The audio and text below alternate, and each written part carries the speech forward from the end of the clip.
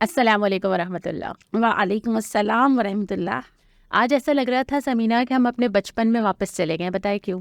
اس لیے آج سورہ ایسی ہے نا جی، سب سے آسان، سب سے زیادہ پڑھی جانے والی، اور بچپن میں جو بہت پڑھتے ہیں آپ، جب نماز آپ کو جلدی جلدی پڑھنی ہوتی ہے نا بچوں کو، تو جو سورت سب سے پہلے یاد آتی ہے وہ ہوتی ہے سورۃ الکوثر۔ تو آج ہم سورۃ الکوثر پڑھنے جا رہے ہیں اور اس کو سمجھیں گے۔ لیکن جب پڑھنا شروع کیا، آپ نے بھی پڑھا ہوگا یہاں آنے سے پہلے، ہر لفظ کی اتنی تشریح، ہم تو یوں جلدی جلدی بس 3 آیات پڑھ کے گزر جاتے ہیں، لیکن کتنا کچھ ہے سورت کے اندر۔ بہت ہی زیادہ اہم سورہ ہے، اور نبی کریم صلی اللہ علیہ وسلم کی پوری سیرت پاک جیسی سورت کے اندر نا آ کے رک گئی ہے، اور پوری سیرت پاک کا بیان اس سورہ کے اندر ہے۔ آپ نے ذکر کیا نا سیرت کا، تو مجھے لگتا ہے سورت شروع کرنے سے پہلے ہمیں اس کے بیک گراؤنڈ پہ ضرور بات کرنی چاہیے، تبھی ہمیں سمجھ آئے گا کہ اس سورت میں ہے کیا۔ یہ سورت جن حالات میں نازل ہوئی، اب آپ امیجن کریں، تصور ملائیں کہ اللہ کے نبی صلی اللہ علیہ وسلم آتے ہیں اپنی قوم کے پاس، پکارتے ہیں، اور اس قوم کے پاس جن میں جو ہے وہ بہت زیادہ فخر کا سامان یا تو دولت ہوتی تھی یا اولاد، اور قرآن نے ذکر بھی کیا نا اس کا بہت ساری جگہ پہ کہ اپنے نسب پہ اترانا، اپنے مال پہ اترانا، اور آپ صلی اللہ علیہ وسلم ان چیزوں کے بغیر آتے ہیں، ٹھیک ہے۔ اس کے بعد اب جب آتے ہیں اور آ کے دعوت دیتے ہیں تو جو خاندان ہے وہ بھی اگینسٹ ہو گیا۔ اب سوسائٹی کے اندر یہ سچویشن ہے کہ ہر ایک آپ صلی اللہ علیہ وسلم کے خلاف ہے، گنتی بھر لوگ ہیں، اور اس کے بعد ایک کے بعد آزمائشیں آ رہی ہیں، اور اس کے بعد یہ ہو رہا ہے کہ نبی کریم صلی اللہ علیہ وسلم کے جو صاحبزادے تھے، 2 صاحبزادے، ان کی یکے بعد دیگرے انتقال ہوتا ہے۔ اب اس صورتحال میں دل پہ جو گزر رہی ہوتی ہے وہ تو گزر ہی رہی ہے، لیکن آس پاس والوں کا رویہ کتنا میٹر کرتا ہے نا، کیا کیا لوگ نہیں کہتے ہوں گے۔ بالکل، اور وہی دور ہے کہ جب بیٹے کو سب سے زیادہ اہم سمجھا جاتا ہے اولاد میں سے، اور بیٹوں ہی کا انتقال ہو جانا سب سے زیادہ اہم اس دور میں، جیسے کہ آپ نے بھی بتایا نا کہ مال یا اولاد، اور اولاد میں سے بھی بیٹے، اور پھر بیٹوں ہی کا اللہ رب العالمین کی رضا کے مطابق انتقال ہو جانا نبی کریم صلی اللہ علیہ وسلم کے بیٹوں۔ اچھا، ایک ایسی سوسائٹی کے اندر، ہماری بھی سوسائٹی کو آپ لے لیں، کسی بھی سوسائٹی کو لے لیں جو دنیا کی چیزوں پہ فخر کرتی ہو نا، وہاں پہ ایک فرد کا آنا جو خود یتیم ہو، وہ پڑھا لکھا بھی نہ ہو، اس کے بعد کوئی بہت زیادہ ایسی دنیا والی علمی قابلیت بھی نہ ہو بظاہر، پھر اس کے بعد وہ پیغام ایسا لے آئے کہ اس کی اپنی فیملی اور بہت سارے لوگ اس کے اپنے اگینسٹ ہوں، خاندان سے وہ کٹ رہا ہو، سرکل چھوٹا ہوتا جا رہا ہو، اور پھر اولاد بھی نہ رہے۔ بالکل، سرداری بھی نہ ہو، مال بھی نہ ہو، اور پھر اولاد میں سے بیٹے بھی نہ ہوں، تو یہ بہت میٹر کرتا تھا اس دور میں، اور آج کے دور میں بھی آپ دیکھ لیجئے کہ یہ چیزیں ابھی تک کسی نہ کسی صورت میں باقی ہے، کہ اولاد میں سے بیٹے کا جو رتبہ ہے، جو اہمیت ہے، وہ آج بھی ہماری سوسائٹی میں زیادہ ہے۔ مطلب ہم خود بخود ترس کھانا شروع کر دیتے ہیں ایسے فرد کے اوپر جس کے جو ہیں وہ بیٹے نہ ہوں، حالانکہ ہمیں بشارت جو دی گئی ہے وہ دونوں اولاد کی پرورش کی جو بشارت ہے اس میں تخصیص نہیں ہے، بلکہ بیٹیوں کی جو ہے وہ رحمت کا سبب بتایا گیا۔ لیکن اس کے بعد میں یہ سوچتی ہوں کہ دل پہ کیا کیا نہیں گزر رہی ہوگی، یعنی باہر والے بھی باتیں کر رہے ہیں، اندر والے بھی باتیں کر رہے ہیں، آزمائشیں بھی، اور یہ سب کے ساتھ زندگی میں کبھی نہ کبھی ہوتا ہے، بلکہ مجھے لگتا ہے آزمائشیں آتی ہیں تو باتیں کرنے والے بھی بڑھ جاتے ہیں۔ اور اسی نوعیت کی جو سورہ تھی سورۃ الودحا، جی، جس کے اندر اللہ رب العالمین نے نبی پاک صلی اللہ علیہ وسلم کو تسلی دی اور خیر کثیر کی، وہاں پر ہی بشارت عطا فرما دی تھی، وَلَسَوْفَ يُعْطِيكَ رَبُّكَ فَتَرْضَىٰ، کہ اے نبی ہم آپ کو ان قریب وہ دینے والے ہیں جس سے آپ راضی ہو جائیں۔ تو پھر یہ سورہ، اور پھر اسی طرح اسی سے منسلک بہت ساری صورتوں میں علم نشرہ ہے اور صورتیں، اس میں تسلی دی گئی آپ صلی اللہ علیہ وسلم کو کہ ہم نے آپ کو یتیم پایا، ہم نے آپ کی خبر گیری کی، ہم نے آپ کو سنبھالا، اور کئی جگہ اقرا بسمی میں ہم نے آپ کو علم دیا۔ تو یہ تسلی اس وقت کی ضرورت تھی، اور آج ہم سب کی بھی کسی نہ کسی وقت ضرورت ہوتی ہے نا کہ اللہ تعالیٰ ہمیں تسلی دے رہا ہو۔ پورا قرآن یہی کرتا ہے کہ آپ کو وہ دیتا ہے کہ نہیں تم ٹھیک ہو، نہیں ہم سنبھالیں گے تمہیں۔ اور اللہ تعالیٰ کی اپنے نبی سے جو شدت کی محبت کی نا، اس کا یہ ایک اظہار ہے کہ اللہ تعالیٰ نے فرما دیا کہ آپ کو پھر ہم نے خیر کثیر دے دی، ان کے وسیع معنوں میں کوثر عطا فرما دی۔ اچھا، پہلے وہ ذکر کر لیتے ہیں کہ کیا کیا باتیں کی جا رہی تھیں۔ یعنی ایک تو یہ تھا کہ آپ صلی اللہ علیہ وسلم کو یہ فرمایا جا رہا تھا کہ تمہارا کوئی نام لیوا اب نہیں ہوگا۔ ہمیں ایک جگہ یہ بھی ملتا ہے کہ جب آپس میں لوگ ملتے تھے نا اور تشویش کا اظہار کرتے تھے کہ یہ تو دین کی دعوت لے کر آ گئے، کوئی نیا طریقہ لے کر آ گئے، تو لوگ ایک دوسرے سے باتیں کرتے تھے کہ کوئی بات نہیں، ان کے پیچھے ہے کون، ان کا نام لے کے آگے چلے گا کون، ان کے پیچھے کوئی نسل یا بیٹے تھوڑی ہے کہ یہ میسج آگے جائے گا۔ مطلب جب تک یہ ہیں اپنی بات کر رہے ہیں اور نعوذ باللہ اس کے بعد تو اس میسج کو آگے پہنچانے والا کوئی ہے ہی نہیں. اس طرح وہ ایک دوسرے کو تسلیاں دیا کرتے تھے. ابو جہل، ابو لہب اور عقبہ بن ابی معیط، کعب بن اشرف کے بارے میں بھی آتا ہے کہ وہ بھی جب ڈسکس کیا کرتے تھے نبی پاک صلی اللہ علیہ وسلم کو تو یہی کہا کرتے تھے کہ ابتر ہے، اس کو تو کوئی باقی رہنے والا نام نہیں ہوگا. اچھا، جتنے نام آپ نے ابھی لیے ہیں وہ بھی بہت سارے لوگوں نے شاید سنے ہی نہیں ہوں گے. مطلب ہم اسی طرح جو اللہ تعالیٰ نے جو یقین دہانی کروائی تھی کہ نام کس کا رہے گا اور کس کا نہیں رہے گا، یہ ابھی بالکل ہم سمجھ سکتے ہیں اس بات. عاص بن وائل، عقبہ بن ابی معیط، ان کا نام آج کون جانتا ہے؟ اور ابو لہب کا نام اور ابو جہل کا نام کس طرح لیا جاتا ہے؟ بالکل. تو پھر ثابت یہ ہوا کہ جڑکٹا کون ہے. ایسا ہی ہے. اب ہم آ جاتے ہیں سورت کے اوپر کہ اللہ تعالیٰ پھر تسلی دے کیسے رہے نا. یہ بھی مکی سورت ہے جی. اور یہاں پہ اللہ تعالیٰ جو تسلی دے رہے ہیں سب سے پہلے نبی کریم صلی اللہ علیہ وسلم کو شروع اللہ کے نام سے جو بے انتہا مہربان رحم فرمانے والا ہے. اے نبی، سب سے پہلے ہم نے تمہیں کوثر عطا کی، انا اعطینا کل کوثر. اب کوثر سے پہلے آتینا پہ بات کر لیتے ہیں. اس کی جب میں تشریح پڑھ رہی تھی تو مجھے بڑا اچھا لگا یہ کہ ایک جگہ مولانا مودودی نے ہی یہ بات لکھی ہے غالباً، یا کسی اور تفسیر میں نے پڑھی کہ آتینا پاسٹ ٹینس ہے، کہ ہم نے آپ کو دے دیا. جبکہ سورج جب نازل ہو رہی ہے تو دنیا میں نظر نہیں آ رہا. اس وقت جب آپ صلی اللہ علیہ وسلم کو مخاطب کیا جا رہا ہے نا، تو اس وقت یہ ہوا نہیں ہے، مطلب فزیکلی آپ صلی اللہ علیہ وسلم دیکھ نہیں رہے آس پاس، لیکن اللہ تعالیٰ نے بات ایسے کیا ہے کہ یہ ہم نے طے کر دیا ہے، یہ ہو چکا ہے، آئے گا اپنے وقت پہ، لیکن یہ لکھا جا چکا. اور یہ کمپلیٹ سینٹینس ہے، آتینا کا، عطا فرما دیا ہم نے آپ کو، کہ پورا اللہ رب العالمین نے نا اس سینٹینس کو کمپلیٹ کر کے اس ورڈ کو دینے والے بھی بتا دیا، لینے والے بھی بتا دیا، اور کیا دیا یہ بھی بتا دیا. پھر بتایا کیا دے رہے. سب سے پہلے فرما دیا کہ ہم نے آپ کو دے دیا، عطا فرما دیا، دے دیا جا چکا، جیسے کہ آپ کہہ رہی ہے نا کہ پاسٹ ٹینس ہے. اور پھر فرمایا جا رہا ہے کہ کیا دیا جا رہا ہے. آتینا کے بعد جو لفظ استعمال ہوا ہے نا، ہم نے تو اس کو ہمیشہ نام کے طور پہ ہی دیکھا ہے، یعنی پہلے یہ نام بہت رکھا جاتا تھا، اب تو پھر بھی کم نظر آتا ہے. ہم نے تمہیں کوثر عطا کیا. اب یہ کوثر عربی زبان کا ہی لفظ ہے، اس کے معنی آپ بتائیے کیا کیا بنتے ہیں؟ اس کے معنی 3 طرح کے ہیں، اور سب سے پہلے تو خیر کثیر، ہر طرح کی کثرت، برکت میں، ہدایت میں، خیر میں، ہر نعمت میں کثرت. اور دوسرا اس کا جو معنی ہے وہ حوض کوثر کا ہے، اور تیسرا معنی جو اس کا ہے وہ نہر کوثر ہے جو نبی کریم صلی اللہ علیہ وسلم کو عطا. ہم تینوں پہ تھوڑی تھوڑی بات کرتے ہیں جی، کیونکہ قرآن کا اعجاز ہی یہ ہے کہ اس کا ایک ایک لفظ کئی طرح کی چیزیں سمجھا رہا ہوتا ہے نا. اب یہاں پہ جو کوثر کا لفظ آیا ہے، پہلا معنی جو آپ نے بتایا کثرت ہونا، اردو میں بھی کثیر کا لفظ استعمال کرتے ہیں نا، کہ بہت زیادہ. اللہ کے نبی صلی اللہ علیہ وسلم کو جو چیزیں بہت زیادہ عطا کی گئی تھیں وہ کیا کیا تھیں؟ ہدایت کی سب سے پہلے رسالت عطا فرمائی. مطلب جو نعمتیں تھیں جس کو اللہ تعالیٰ کہہ رہے ہیں ہم نے آپ کو بہت ساری نعمتیں. اور میں بار بار پلٹ کے اسی بات پہ آ رہی ہوں کہ وہ ضرور یاد رکھیں کہ حالات کیا تھے. یعنی ایک انسان کو ظاہری حالات کیا نظر آ رہے ہیں اور وہ اپنے طور پہ سمجھ رہا ہے کہ وہ مشکلات میں ہے، آزمائش میں ہے، پریشانیوں میں. ہم سب کی طرح جیسے ہم قرآن فار لائف کی بات کر رہے ہیں نا، ہماری زندگیوں میں بھی یہی ہوتا ہے. پریشانیاں یاد ہیں، آزمائشیں یاد ہیں، کیا نہیں ملا وہ یاد ہے. اللہ تعالیٰ اس پریشانی سے نکال کے اس پازیٹیوٹی کی طرف لاتا ہے کہ ذرا اس کثیر نعمتوں کو دیکھو جو ہم نے تم کو دی ہیں.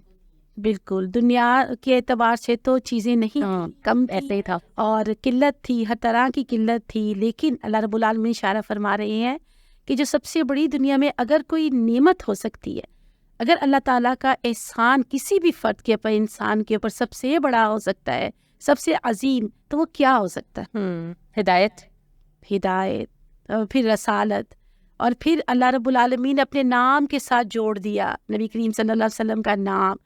5 وقت جب اذان گونجتی ہے تو اللہ تعالیٰ کے نام کے ساتھ نبی پاک صلی اللہ علیہ وسلم کا نام بھی لیا جاتا ہے. اللہ کی محبت، مسلمان ہونا. اگر ہم اس طرح گرے نا، دیکھیں اگر کوئی مجھ سے پوچھے یا آپ سے پوچھے کہ آپ کی زندگی کیسی چل رہی ہے، تو ہم کیا بتائیں گے؟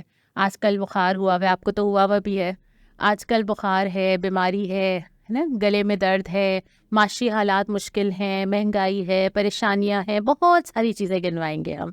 اللہ تعالیٰ گنواتا یہ ہے، اور ہمارے لیے بھی، کہ اللہ نے ہمیں جن نعمتوں کی کثرت دی ہے، یعنی رمضان کا ملنا، اس میں روزہ رکھنا، اس میں قرآن کا اٹھانا، اس میں آج مل کے یہ ساری صورت کو ڈسکس کرنا، ہمارے ساتھ جو لوگ ہمیں دیکھ رہے ہیں ان کا بھی، اور پھر اس کے ساتھ ہمارے ہاتھ پاؤں کا چلنا، ہمارا اپنے گھروں میں ہونا، امن کی حالت میں رہنا، اور کسی بیماری سے محفوظ ہونا، اور یہی والی بات جو آپ نے کی کہ ہدایت کی نعمت اور قرآن گھروں میں ہونا، آپ نعمتیں گنتے چلے جائیں گے تو اپنی آزمائشیں اور شکوے چھوٹے لگنا شروع ہو جائیں گے. اللہ کی پہچان، اللہ کا تعارف، اللہ کے نبی صلی اللہ علیہ وسلم سے ہماری نسبت، اور پھر ہمارا اس دنیا کے اندر ایک مسلمان اور ایک امتی کی حیثیت سے موجود ہونا، یہ بہت بڑی بڑی نعمتیں ہیں، عظیم احسانات ہیں اللہ رب العالمین کے، جن کو اگر ہم محسوس کریں تو واقعی وہ ہماری جو چھوٹی چھوٹی چیزیں، جو ہماری کمیاں رہتی ہیں، جو بیماریاں ہیں، جو پریشانیاں ہیں، ان کی جانب جو ہماری فوراً نگاہ جاتی ہے تو نگاہ ادھر نہیں جائے گی. اور ایک اور آپ نے لطیف نقطہ اس میں نوٹ کیا کہ اللہ تعالیٰ کافروں کو مخاطب کر کے نہیں کہہ رہے کہ ہم نے ان کو دیا، اس لیے کہ ان کا کام ہے وہ باتیں کریں گے، وہ آپ کے اگینسٹ ہوں گے، وہ چیزیں جو چاہے کہے، جو لوگ باتیں بناتے ہیں وہ بنائیں گے. وہاں پہ ان کو ایڈریس نہیں کیا، وہاں پہ ایڈریس یہ کیا کہ آپ کی اس وقت سوچ کیا ہونی چاہیے. ہم آپ کو مخاطب کر رہے ہیں، یعنی اللہ کے نبی صلی اللہ علیہ وسلم کو اللہ تعالیٰ براہ راست مخاطب کر کے فرما رہے کہ آپ یہ دیکھیں کہ ہم نے آپ کو کیا کیا دیا ہے. آپ ان کو چھوڑیں، یہ جو بول رہے ہیں یہ بولتے رہیں گے، تب بھی بولتے رہیں گے اور اب بھی بولتے کتنی پیاری تربیت ہے نا اللہ تعالیٰ فرما رہے ہیں اپنے نبی صلی اللہ علیہ وسلم کے ذریعے ہم سب کی، کہ اگر ہمیں بھی کبھی بھی زندگی کی جانب دیکھنا ہے یا اپنی چیزوں کی جانب دیکھنا ہے تو ہمیں اس طرح سے دیکھنا چاہیے کہ ہمارے پاس ہے کیا، اور اس بات کو بہت پیچھے کہیں لے جانا چاہیے، بہت آخر میں سوچنا چاہیے کہ ہمارے پاس ہے کیا نہیں. تو یہ بہت یہی چیز پہ انسان کو اللہ تعالیٰ پہ ایمان دیتا ہے نا.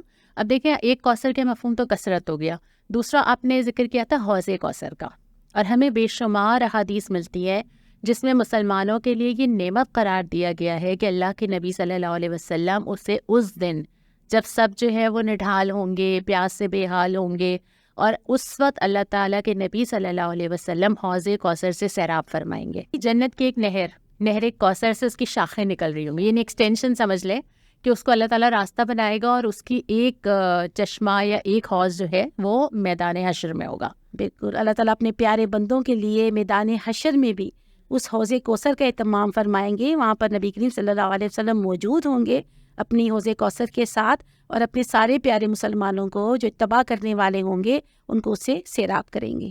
اچھا، یہ کام ہم اپنے سننے والوں پہ چھوڑتے ہیں کہ وہ خود سرچ کر کے کمنٹ باکس میں شیئر کریں کہ حوض کوثر کے بارے میں احادیث میں کیا ہے.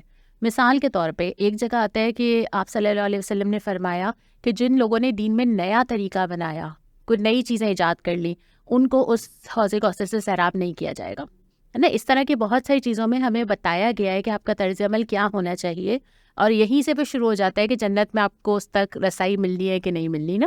مطلب دنیا سے لے کے پھر ہر قدم پہ ایسے انڈیکیٹرز لگے ہوئے ہیں جس سے آپ کو پتہ چل جاتا ہے. اس میں سے ایک جو ہے وہ حوض صلی اللہ علیہ وسلم نے فرمایا نا کہ بہت سارے ایسے ہوں گے جن کو روک لیا جائے گا اور مجھ تک نہیں آنے دیا جائے گا، اور جب میں پوچھوں گا کہ ایسا کیوں ہے، ان کو کیوں نہیں آنے دیا جا رہا، تو بتایا جائے گا کہ انہوں نے آپ کے بعد کسی اور ہی طرح کی دین کی پیروی شروع کر دی تھی، اور اس دین کے اندر انہوں نے تبدیلی کر لی تھی.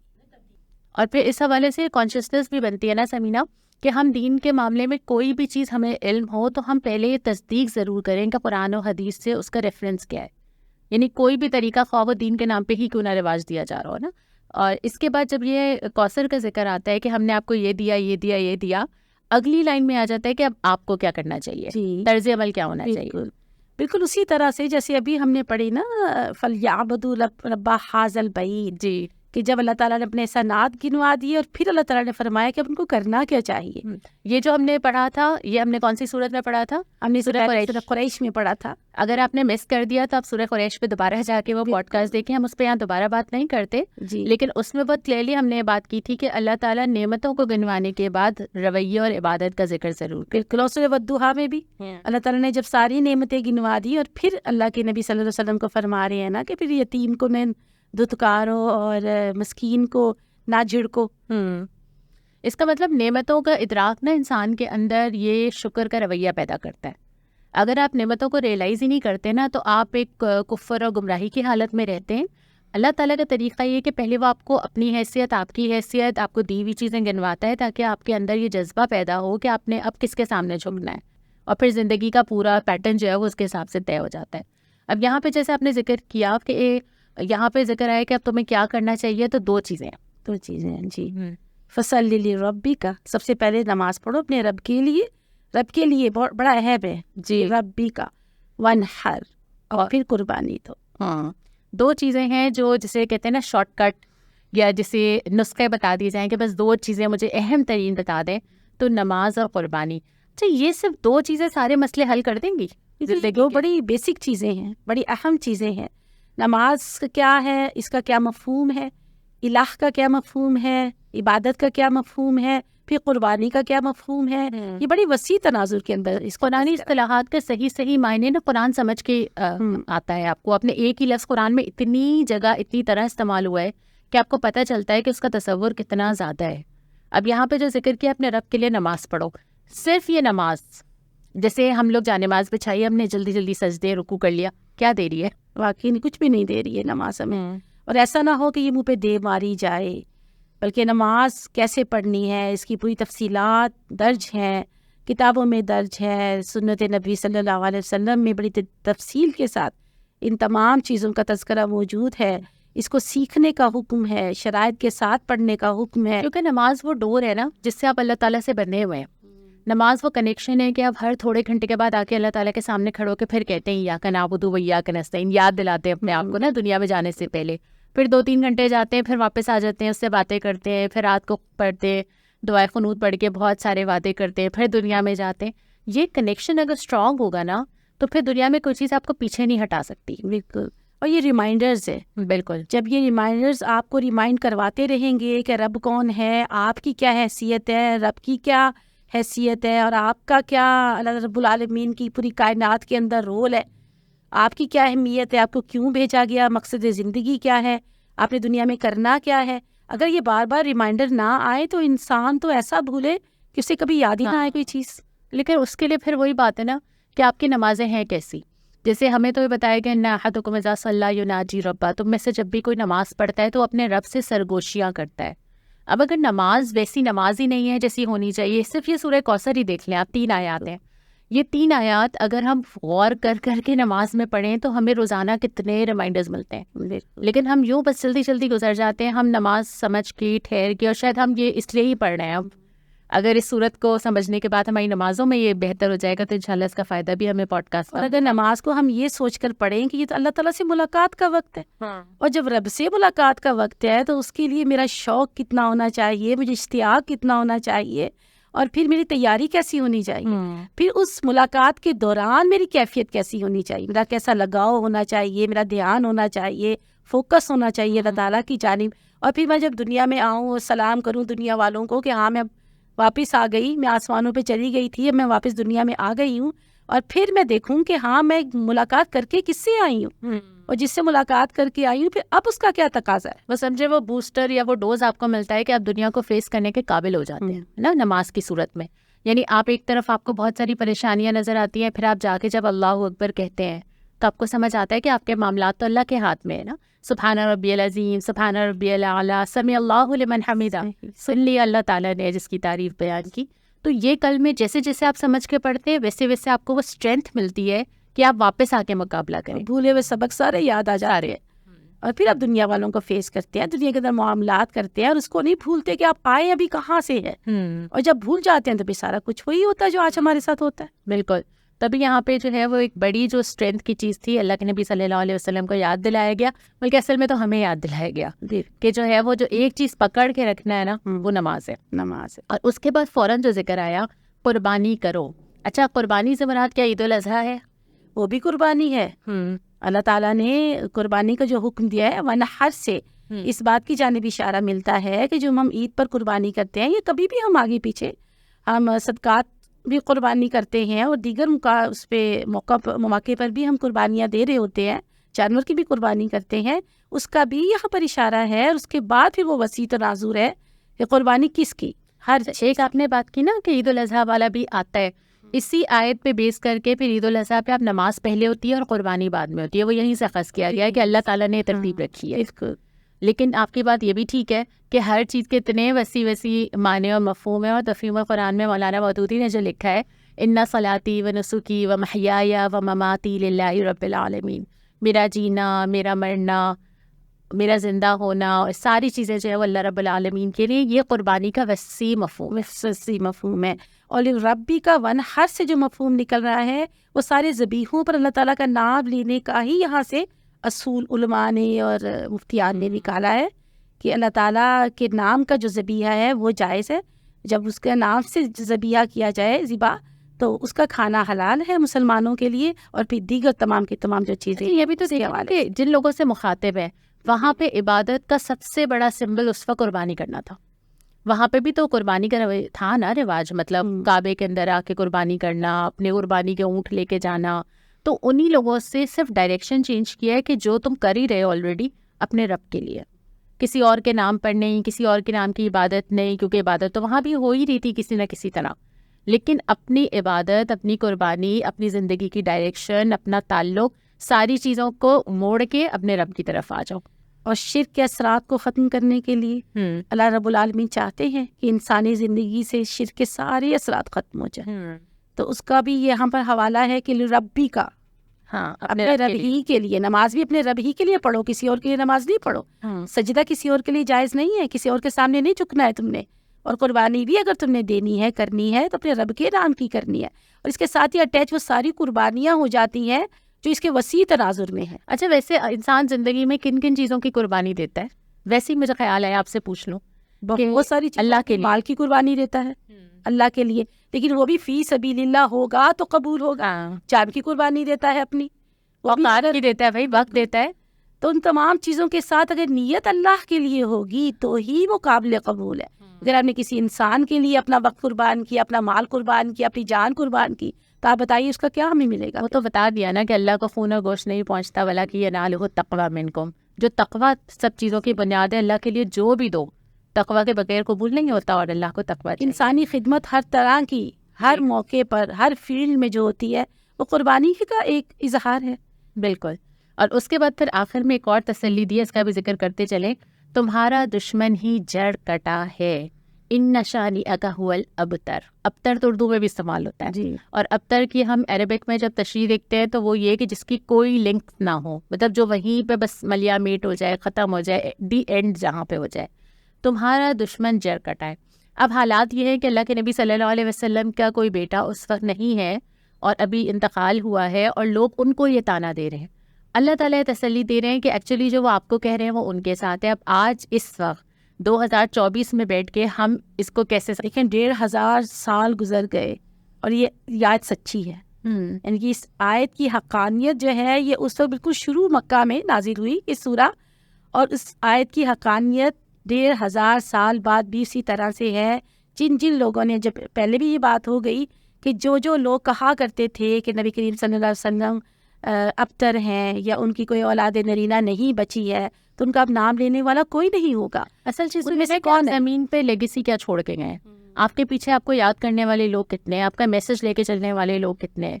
ابو لہب کتنے لوگ نام رکھتے ہیں, ابو جہل کتنے لوگ نام رکھتے ہیں. میں نہیں جانتی کسی ایسے فرد. ان کی اولادوں کا کس کو پتا ہے, ان کی نسلیں کہاں چلیں, کیسے چلیں. اور ابھی ریسنٹلی ابھی آ رہا تھا کہ دنیا بھر میں سب سے زیادہ رکھے جانے والا نام جو ہے وہ محمد صلی اللہ علیہ وسلم. فاطمہ رضی اللہ تعالیٰ جن سے ان کی نسل چلی, تو فاطمہ رضی اللہ تعالیٰ عنہا کی کتنا تقدس ہے لوگوں کے دلوں میں آج بھی, اسی طرح سے جنت کی عورتوں کی سردار. اس میں دیکھیں ایک چیز ہے کہ نام رکھنے والے, دوسری بات یہ کہ جو پیغام لے کر آئے, پھر جس طرح آپ صلی اللہ علیہ وسلم کی زندگی, صبح شام اٹھنا بیٹھنا, سیرت, احادیث, اس کو یاد رکھنے والے, اس کو دہرانے والے, اس پہ عمل کرنے والے, یہ ساری چیزیں, اتنی عزت لوگوں کے دلوں میں ہونا, لوگوں کا کسی نام پہ اپنی جان قربان کرنے کے لیے تیار ہو جانا, اور نسلوں تک یہ محبت منتقل ہونا, مطلب یہ ساری چیزیں صرف اور آج کے دور میں بھی سمینہ بہت سارے کریکٹرز یاد کریں, آپ کو ایسے لگتا ہے جو اللہ تعالیٰ نے وعدہ کیا نا کہ جو اللہ کے لیے آگے بڑھتا ہے اللہ اس کی محبت لوگوں کے دلوں میں ڈال دیتا ہے. مطلب کسی کا آپ کو یاد رہنا آج کے دور میں, کسی کے لیے دعا کرنا, وہ اللہ کی طرف سے آپ کے دلوں میں ڈالا جاتا ہے. اور نبی کریم صلی اللہ علیہ وسلم اور صحابہ جن حالات میں یہ سن رہے تھے, آپ صلی اللہ علیہ وسلم تو اللہ کے نبی تھے نا, لیکن جو صحابہ بھی تھے, مطلب ان کا یہ کیسا یقین تھا کہ یہ ہوگا, یہ ہونا ہے. کیا چیز تھی کہ ان کے قدم نہیں ڈگمگائے, کبھی یہ نہیں فیل ہوا کہ ہم تو تھوڑے سے رہ گئے. مطلب یہ تسلیاں کیسے کام کرتی تھی؟ یہ یقین تھا نا اللہ تعالیٰ کی ذات پر. پھر اللہ تعالیٰ نے جس طرح سے آیات نازل فرمائی, جس طرح سے قدم قدم پر ساتھ دیا اپنے نبی کا صلی اللہ علیہ وسلم کا, اور انہوں نے پھر اسی طرح سے اپنے صحابہ کرام رضوان اللہ اجمعین کی جس طرح سے تربیت کی. تو آپ دیکھیے آج بھی کیا ہے کہ درود پاک کے نظر آنے دن رات، جیسا بھی مسلمان، بہت اچھا اگر مسلمان نہیں بھی ہے لیکن وہ پھر بھی درود پاک بھی پڑھتا ہوگا اور درود پاک کے نظرانے بھی اللہ کے نبی صلی اللہ علیہ وسلم پر بھیجتا ہوگا، تو اللہ تعالیٰ کے نبی کی محبت تو کسی کے دل سے بھی کہیں بھی کبھی بھی کم نہیں ہوتی۔ آپ نے درود کا ذکر کیا تو مجھے یہی خیال آیا کہ ابھی نماز کا پڑھ رہے تھے، نماز کا حصہ ہے درود پڑھنا، بالکل، یعنی اللہ تعالیٰ نے ہمیشہ کے لیے اس نام کو دن میں کئی دفعہ دہرانا ہم سب کے لیے بھی لازم کر دیا، اذان کا بھی حصہ اور پھر نماز کا بھی حصہ، بالکل، کہ نماز مکمل ہی نہیں ہوگی جب تک کہ درود پاک نہیں بھیجیں گے۔ پھر عمرہ جب کوئی کرنے جاتا ہے، حج کوئی کرنے جاتا ہے، تو جب تک وہ مسجد نبوی میں حاضری نہیں دیتا اس کا تصور ہی نہیں ہوتا کہ وہ مکمل ہے، عمرہ اور حج مکمل ہوتا ہے۔ تو یہ ساری چیزیں جو ہیں یہ اللہ تعالیٰ کی طرف سے خیر کثیر ہے، بالکل، اللہ تعالیٰ خود بھی درود پاک بھیجتے ہیں، اللہ تعالیٰ کے فرشتے بھی درود پاک بھیجتے ہیں، اور اللہ تعالیٰ ترغیب دے رہے ہیں، اور اس ترغیب پر پھر دیکھیں اللہ تعالیٰ نے اجر و ثواب کتنا دے رکھا ہے درود پاک کا۔ بالکل 10 کیا ہوگا، ہر 10 گناہ اللہ تعالیٰ مٹا دیں گے، 10 نیکیاں عطا فرما دیں گے، 10 درجے بلند فرما دیں گے، یعنی کہ ایک طویل فہرست ہے، اور یہ 10 کہنا بھی محاورتاً ہے، یہ کوئی فگر نہیں ہے۔ تو اللہ پاک کی اپنے نبی سے یہ محبت جو ہے نا، اس کا یہ بے تحاشا اظہار ہے۔ آپ نے شروع میں ایک بات کی تھی اور وہی بات مجھے لگتا ہے ہم اینڈ میں ریپیٹ کریں، مجھے آپ کی بات بہت اچھی لگی تھی۔ آپ نے کہا تھا کہ سیرت کا، پوری سیرت کا خلاصہ اس سورت کے اندر ہے، تو مجھے لگتا ہے شروع ہوتا ہے پریشانی سے، سیرت کا سفر، اللہ تعالیٰ یقین دہانی کرواتا ہے، نعمتیں، رسالت، سب کچھ عطا فرماتا ہے، پھر اللہ سے کنیکشن کا ایک سفر شروع ہوتا ہے جس میں نماز کے ذریعے اور اللہ تعالیٰ سے تعلق مضبوط کیا جاتا ہے، پھر قربانیوں کا سلسلہ آتا ہے جس میں ہر طرح سے قربانی لی جاتی ہے اہل ایمان سے، اور پھر اس کے بعد واپس پلٹ کے وہ کوثر واپس ملتی ہے، ایک سائیکل ہے بالکل، اور مجھے لگتا ہے وہ اس وقت بھی وہی تھا اور آج بھی وہی ہے۔ اور ایمان اور کفر کی ڈیفینیشن ہے، ایمان ہے وہ نبی کریم صلی اللہ علیہ وسلم کے ساتھ ہے، اور ایمان جو ہے وہ خیر کثیر ہے، وہ بڑھتا ہی چلا جائے گا، چڑھتا ہی چلا جائے گا، اس کے درجے بلند ہی ہوتے چلے جائیں گے، اور جو جڑ کٹی چیز ہے وہ کفر ہے، بالکل، کفر ہمیشہ جڑ کٹا ہی رہے گا، برباد ہی رہے گا، خسارے میں ہی رہے گا۔ وقتی طور پہ آپ کو لگے گا کہ پھل پھول رہا ہے، لیکن پھر ایٹ دی اینڈ آپ دیکھیں گے کہ وہ پھر سکڑے گا اور پھر اپنے انجام کو پہنچے گا، ختم ہو کے رہ جائے۔ آپ دنیا کو دیکھیں کیسے منظر چینج ہو رہا ہے، آہستہ آہستہ اسی طرف جا رہی ہے دنیا۔ اور در حقیقت کفر جتنا بھی بڑھ کر آئے، جتنا بھی بڑا ہو کر آئے، قرآن تو ہمیں یہی سکھاتا ہے نا، یہی بتاتا ہے کہ در حقیقت وہ کیا ہوتا ہے، وہ کو ریت کی دیوار ہوتا ہے۔ آپ نے کفر کا ذکر کیا تو مجھے یاد آ گیا قل یا ایھا الکافرون، جو ہم نے اب اس کے بعد پڑھنی ہے، نیکسٹ سورہ ہماری۔ تو ہم نیکسٹ صورت میں یہ بھی بات کریں گے ضرور کہ یہ کفر کیا چیز ہوتی ہے، اور پھر اللہ تعالیٰ کو کیسا رویہ اہل ایمان اور اہل کفار کے درمیان جو ایک ریلیشن شپ بنتا ہے ایک ہی زمین پہ رہتے ہوئے، وہ کیسے ہونا چاہیے۔ بالکل، کفر کیا ہے، شرک کیا ہے، یہ ہماری سورۃ الکافرون کے اندر تفصیل کے ساتھ اس کے اوپر انشاءاللہ روشنی ڈالیں گے۔ اچھا، سوالات شروع کرتے ہیں۔ سوال یہ ہے کہ اگر میری اولاد نہیں ہے اور مجھے یہ غم بہت تکلیف دے رہا ہے تو اس میں شکر کا رویہ کیسے پیدا کیا جائے، مطلب اس غم سے اپنے آپ کو کیسے محفوظ کیا جائے؟ اس میں بھی شامل کر لیجیے اگر بیٹا نہیں ہے تو۔ بیٹا نہ ہونا اور پھر اولاد نہ ہونا، دونوں ہی نا، جی مطلب ایک غم کی کیفیت یا معاشرے میں آپ کو بہرحال ایک خود ترسی بھی ہوتی ہے اور لوگ بھی اس کا احساس دلاتے، تو اس تکلیف سے کیسے نجات حاصل کی جائے؟ اچھا، مجھے اس کا جواب یہ لگتا ہے، ایک تو ہم نے ابھی پوری صورت اسی موضوع پہ پڑھی اور جس طرح اللہ تعالیٰ تسلی دے رہے ہیں وہی تسلی ہمارے لیے بھی ہے۔ دوسری تسلی ملتی ہے جب آپ سورہ کہف پڑھتے ہیں، جب آپ کو یہ بتایا جاتا ہے کہ آپ بہت ساری چیزیں جو اللہ تعالیٰ آپ کو دنیا میں تکلیف کی صورت میں کبھی دیتا ہے، آپ سے چھین لیتا ہے، اس کی مصلحت کیا ہوتی ہے۔ اور سورہ کہف پہ ہم ایک پوڈ کاسٹ پچھلے رمضان میں کر چکے ہیں، ہم اس پہ بات کر چکے ہیں کہ سورہ کہف میں اللہ تعالیٰ نے جو آنکھوں کو نظر آتا ہے، جو ہم محسوس کرتے ہیں، اور جو اس کی اصل حکمتیں ہوتی ہیں وہ کیا ہوتی ہیں۔ قرآن ہی ہے جو آپ کو یہ بات سمجھاتا ہے کہ جو چیز آپ کو نہیں دی جاتی اس میں اللہ تعالیٰ کی کہاں کہاں مصلحت کام کرتی ہے اور ہم اس کو نہیں جانتے۔ جی اچھا، میرے پاس یہ سوال ہے، سوال یہ ہے کہ ہم حوض کوثر تک پہنچنے میں کیسے کامیاب ہو سکتے ہیں؟ تو حوض کوثر تک پہنچنے میں تو سیرت پاک صلی اللہ علیہ وآلہ وسلم کا مطالعہ بڑی گہرائی کے ساتھ اور اس کی پیروی کرنے کی کوشش۔ آپ کو یہ نہیں لگا کہ جس نے سوال بھیجا ہے وہ اس نے اس لیے بھیجا ہے کہ جواب ہم ہی بتا دیں؟ یہ تو ہم نے پوچھا تھا تھوڑی دیر پہلے، اور ویسے پوڈ کاسٹ میں سارا جواب آ بھی گیا ہے اس کا۔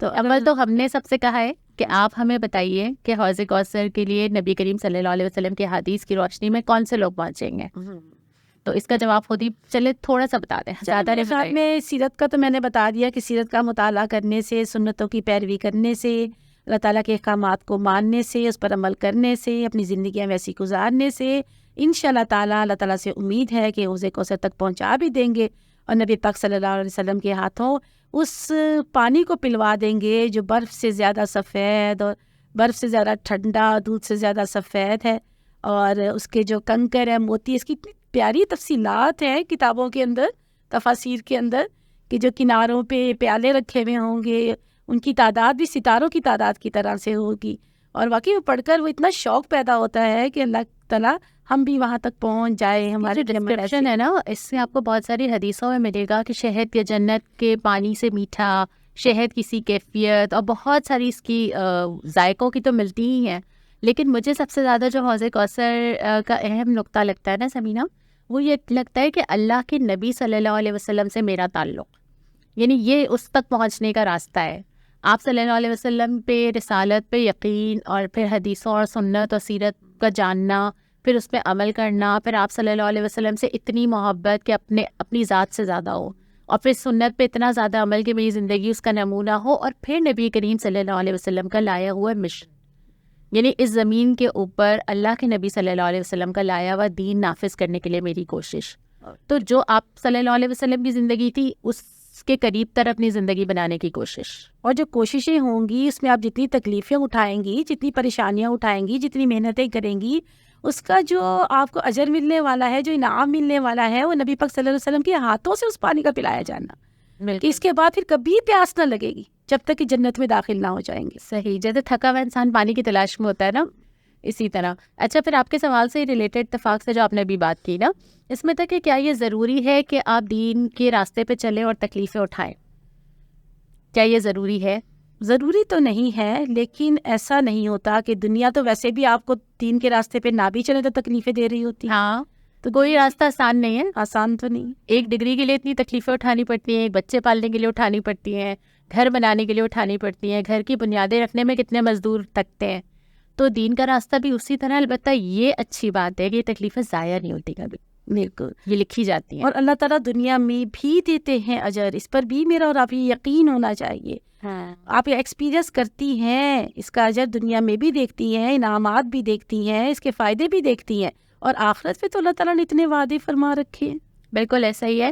تو ہم نے جو بار بار دیکھا وَاسْتَعِینُوا بِالصَّبْرِ وَالصَّلَاةِ، اور تمہارے پر آزمائش آئیں گی، اللہ تعالیٰ چھانٹا چاہتا ہے کہ تم میں سے کون اس کی راہ میں چلنے والا ہے. یہ پارٹ ہے زندگی کا، بھی یہ پارٹ ہے اپ اینڈ ڈاؤن، اور دین پہ چلنے کا بھی یہ راستہ ہے کہ کبھی اچھا وقت اور کبھی آزمائش کا وقت. یہاں پہ ہم مکمل کرتے ہیں سورۃ الکوثر کو. چھوٹی سی سورت لیکن اتنے ساری اس کی تشریح تھی. تو ہم ضرور چاہیں گے کہ آپ میں سے اگر کچھ لوگوں کی فیملیز ابھی نہیں دیکھ رہی تو ان کو ضرور سنائے، خاص طور پہ بچوں کو. جو چھوٹی سی سورت بچے کثرت سے پڑھتے ہیں ان کو ضرور اس کی تفسیر سمجھائیں تاکہ وہ معنی کے ساتھ سمجھ سکیں، تو اس سے اپنی زندگی آسان ہو جائے گی. اور اس دعا کے ساتھ ہم رخصت ہوتے ہیں کہ اللہ تعالیٰ ہم سے بھی وہ کام لے لے کہ جس کے نتیجے میں اللہ تعالیٰ ہمیں نبی کریم صلی اللہ علیہ وسلم کے ہاتھوں حوض کوثر پلوا دے. آمین. اور اب ہم اگلے پوڈ کاسٹ میں قرآن فار لائف میں سورۃ الکافرون پہ بات کریں گے. السلام علیکم ورحمۃ اللہ. وعلیکم السلام ورحمۃ اللہ.